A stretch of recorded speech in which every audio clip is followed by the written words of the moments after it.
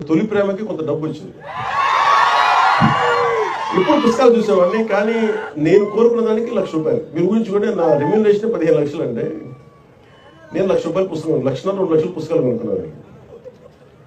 అంటే వెళ్ళి పుస్తకాలు కొనుక్కున్న ఆ బుక్ షాప్లోకి వెళ్తే ఎంత అనిపించింది అంటే, నేను ఏదో మొత్తం ఒక బ్యాంక్ వాల్ట్లోకి వెళ్తే కొన్ని లక్షల కోట్లు కనిపిస్తే ఎలా ఉంటుందో నాకు లోపల అలా ఉంది. చేతులు జేబులో డబ్బులు ఉన్నాయి, ఎదురుగా పుస్తకాలు ఉన్నాయి. ఒక్కొక్క పుస్తకాన్ని నాకు నచ్చిన పుస్తకం కొనుక్కొని రూమ్లో పెట్టుకొని ఒక 3 రోజులు నిద్రపోలేదు. అది చూస్తా ఉన్నాను, కొంచెం చదువుకుంటా ఉన్నాను. మళ్ళీ ఆ పుస్తకం తీసాను, కక్కుర్తి ఆతృత, ఇది చదివేయాలి, అది చదివేయాలి.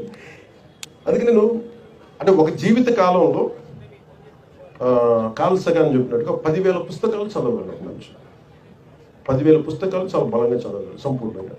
ఆ 10,000 పుస్తకాలు ఎలా చదవాలి అనేది మనం ఒక స్ట్రాటజీతో నిర్ణయించుకోవాలి.